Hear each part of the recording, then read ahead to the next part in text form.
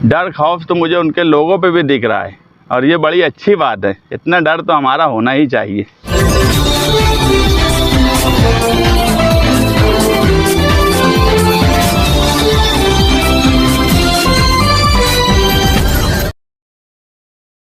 मुफ्ती साहब जो बात बोले थे, दो मामला बोले थे। एक स्कूल की बात, स्कूल का जो मामला था वो कल स्कूल के हेडमास्टर ने उसमें साफ़ तौर पे बता दिया कि उसका ठेकेदार कौन था, काम की क्या नौइयत है। बाकी उनका फ़ंड है, अब वो समझे कि वो सही बोल रहे थे कि झूठ बोल रहे थे। दूसरा जो सर्कल का मामला है, असम्बली इलेक्शन के बाद मुफ्ती साहब मुझे डॉक्टर खालिद परवेज़, एजाज बेग हमको बुलाए थे और बोले कि 50 लाख का फ़ंड आया है, आप लोग बताओ कि कहाँ कहाँ देना है। एजाज बेग ने उनके वार्ड में 10 लाख की रोड का काम दिया, सुझाया। डॉक्टर खालिद परवेज़ ने उनके वार्ड में 10 लाख की रोड का काम सुझाया। मैंने उनसे कहा कि दरे गांव में एक अच्छा सर्कल, बुनकर सर्कल बनाओ, वो शहर की एंट्री है, आपका नाम भी हो जाएगा और वहाँ आपका नाम भी लगेगा बड़ा, और वो एक शहर की एंट्री है, हमारा पावर लूम का शहर है, तो उसकी मुनासबत से वो बुनकर सर्कल वहाँ बनना चाहिए। और स्कूल के 2 कमरे की बात मैंने उनको बोली थी। यही बात एजाज बेग और डॉक्टर खालिद परवेज़ ने भी अपने अपने हिस्से के लिए बोली थी। उन्होंने भी काम सुझाया था, ठेका नहीं लिया था। अब वो काम सुझाने के बाद जब आगरा रोड की नौइयत इतनी ख़राब थी तो मुफ्ती साहब और मेरी खुद बात हुई कि अभी कुछ दिन तक काम को ना किया जाए, नहीं तो लोग बोलेंगे कि आगरा रोड का काम नहीं हो रहा है और ये लोग सर्कल बना रहे, खूबसूरती का काम कर रहे, लोग गिर रहे हैं। तो वो अंडरस्टैंडिंग थी। हमने ठेकेदार को बुला के बोल दिया कि यार अभी रुको। बाद में उनके कुछ लोग व्हाट्सएप पर मुसलसल लिखने लगे कि मैं काम नहीं करवा रहा हूँ, मैं काम नहीं करवा रहा हूँ। तो आमिन अंसारी को मैं बुलाकर वो काम, आमिन अंसारी को ठेकेदार के सामने बोला कि ये भैया पीसी है, ये कागज़ पत्तर है, ये ठेकेदार है, अब तुम लोग मुफ्ती साहब को ये फ़ाइल दे दो और उनको बोलना कि अपनी निगरानी में या जिसकी भी निगरानी में वो करवाना चाहे वो करवा ले। आमिन अंसारी मुझे बोला कि मुफ्ती साहब को तुम फ़ोन करके बोल दो कि तुम ये पीसी ठेकेदार से लेके मुझे दे रहे हो। तो मैंने उनको ये बात बोल दी, मुफ्ती साहब को फ़ोन किया, उनको बात बता दी। मुफ्ती साहब बोले भी कि नहीं, तुम अपने तौर पे उसमें कुछ करना चाहते हो, तुम्हारी निगरानी में करो, जिस तरह तुम अशोक स्तंभ बनाए थे मैं चाहता हूँ ऐसी क्वालिटी में बने। तो मैं बोला आपके लोग कुछ ना कुछ मुसलसल लिखते रहते हैं, इसलिए मैं उस मामले में अब इंटरेस्ट नहीं लेना चाहता, आपको जिससे भी करवाना हो आप करवा लो। तो आमिन अंसारी उनके पास गया। उसके बाद उस काम का क्या हुआ ये आमिन अंसारी उसका खुलासा करे कि उसने काम क्यों नहीं किया, उसने बिल निकाल लिया क्या कि बिल नहीं निकला है, ये आमिन अंसारी और मुफ्ती साहब को ही खुलासा करना पड़ेगा। उससे मेरा कोई ताल्लुक़ ही नहीं बचा उस काम से। कल एक इंटरव्यू में हुसैन अंसारी ऐसा बोल रहे थे कि आप पर इल्ज़ामात लगाए कि मुस्तकीम डिग्निटी के जो भी प्रोग्रामात रहते हैं उसके अंदर गठबंधन होने के बाद भी मुफ्ती इस्माइल के ख़िलाफ़ बोला जाता है, ऐसा क्यों? वो तो उनके लोग भी ख़िलाफ़ में बोलते हैं, हमारी तरफ से भी बोला जाता है, ये बात बराबर है, दोनों तरफ से बोला जाता है। कुछ इशूज़ है, हम हमेशा से 2 चीज़ों में हम कभी समझौता नहीं कर सकते। ये हमारी आइडियोलॉजी है, एक फ़िरका परस्ती, दूसरी बदउनवानी। ये 2 ऐसी चीज़ें जिसमें हम कभी कंप्रोमाइज़ कर ही नहीं सकते।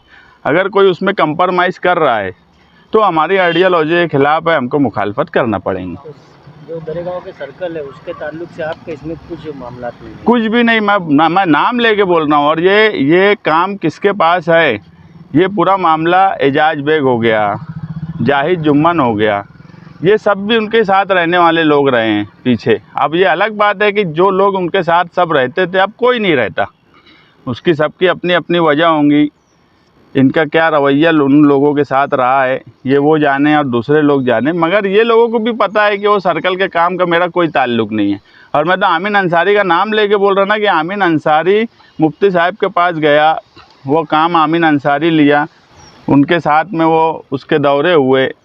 दौरे के बाद जो है वहाँ पर मैं जो पीछे देखा, इनके कई व्हाट्सएप पर और उस वक्त अखबारों की खबर बनी कि मुफ्ती साहब काम करवा रहे हैं। ये 20 अगस्त 2022 का, इसमें आमिन अंसारी भी दिख रहा है, मुफ्ती साहब भी दिख रहे हैं, वहाँ के इंजीनियर भी दिख रहे हैं। तुमको ध्यान होगा वहाँ प्लेट वगैरह भी लगी थी, तो उसके बाद काम क्यों नहीं ये लोग करवा पा रहे हैं, या इन लोगों ने बिल निकाल लिया है क्या? ये तो आमीन अंसारी खुलासा करेंगे इस बात का, इससे मेरा क्या ताल्लुक़। ये इस वक्त तो मेरा मुफ्ती साहब से ऐसा कोई ताल्लुक़ नहीं बचा था कि मैं उनके साथ दिख रहा था या जो भी था, ऐसा मैं तो उनके साथ कोई ऐसा बात नहीं थी। आमीन अंसारी और वो तो दिख रहे ना, वो ये दरेगाँव जो है, दरेगाँव के पास का ही फ़ोटो है ये। तो ये खुलासा तो अब इन लोगों को करना चाहिए कि क्या बात है, या वो क्यों काम नहीं हो रहा है। बिला वजह किसी पर भी हम लोग, एजाज बेग हो, डॉक्टर खालिद परवेज़ हो, मैं हूँ, हम लोग असम्बली में उनका मेहनत से काम किए, हमने अपना काम सुझाया। काम सुझाना क्या हमारा गुनाह हो गया क्या कि ये हम लोगों पे इल्ज़ामात लगाने लगे? इसे ऐसा मान लिया जाए कि गठबंधन टूट गया। गठबंधन मेरे अकेले से बना भी नहीं है कि मेरे अकेले से टूट जाएगा। गठबंधन जिन लोगों ने बनाया है वो शहरियान की तरफ से, अब वो शहरियान फ़ैसला करे, और गठबंधन के सदर जो है वो मुफ्ती साहब हैं, आज भी उन्होंने फ़ैसला करना उसके ऊपर। एक हमारी आइडियालॉजी है, जैसे कोई अगर ये बोलता कि यार खिलाफ़ में क्यों बोले, तो फ़िरका परस्ती के सवाल पे चरखा आंदोलन था। MSG में जो वाक़या हुआ, मैं उस वक्त भी बोला कि वो मेरा ज़मीर कभी गवारा नहीं करेगा कि बिला वजह दादा भूसे आके वहाँ FIR करा ऐसे लोगों पर जिनका कोई गुनाह नहीं था। जो गुनहगार थे, जिन्होंने बैनर उतारा जिस पे हमारे नबी का नाम लिखा था, उसको पैरों तले कुचला, उसके बाद भी अगर हम मुखालफत नहीं करें और हम ये नहीं चाहे कि हमारा नुमाइंदा जो शहर का है वो उसकी मुखालफत करे, तो ये कोई गलत बात नहीं है।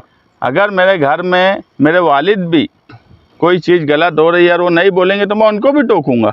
अरे अलावा उनके खिलाफ़ बोलता कौन? पिछली कांग्रेस और आज की राष्ट्रवादी, इनके खिलाफ़ हमारे अलावा बोलता कौन है शहर में, या ताकत से कौन बोलता? हम ही हमेशा बोलते हैं। चरखा आंदोलन में भी जहाँ पे तनकीद की ज़रूरत थी वहाँ बोला गया। आज की पोजीशन ऐसी है कि कारपोरेशन में आज सिर्फ वो जमहूरी तौर पे एक ही ओहदा बाकी बचा है। 1.5 साल का वक्फ़ा हो रहा है, कारपोरेशन में इक़्तिदार नहीं है। नहीं तो कोई मुझे बता दे कारपोरेशन के इक़्तिदार तक, महासभा से लेकर रोड तक अगर मुखालफत किसी ने किया तो हमारे अलावा किसने किया इस शहर में? एक पार्टी का नाम बता दो कि मैं जो भी बात बोली गई अभी तक, ये तो 2 चीज़ें मुझ पर झूठा इल्ज़ाम लगाया गया था, उसकी सफाई भी मुझे देने की ज़रूरत नहीं, दूसरे ही लोग दे रहे हैं सफाई। मैं जो है जल्द ही प्रेस कॉन्फ्रेंस लूँगा और उस 7 मिनट की वीडियो में जो 4 मिनट की बातें हैं, तो मैं उस पर इतना ही बात कहूँगा कि उलझा है पाँव यार का जुल्फ़े दराज में, लो आप अपने दाम में सयाद आ गया। ये बात बिल्कुल सच है और मैं जल्द ही वो 4 मिनट की वीडियो पर मालेगांव शहरियान के सामने खुलासावार प्रेस कॉन्फ्रेंस लूँगा और इस शहर में क्या हो रहा है, कितने करोड़ के अखबारात में बयानात आ रहे हैं और काम की नवैयत क्या है, डर खौफ तो मुझे उनके लोगों पे भी दिख रहा है और ये बड़ी अच्छी बात है। इतना डर तो हमारा होना ही चाहिए।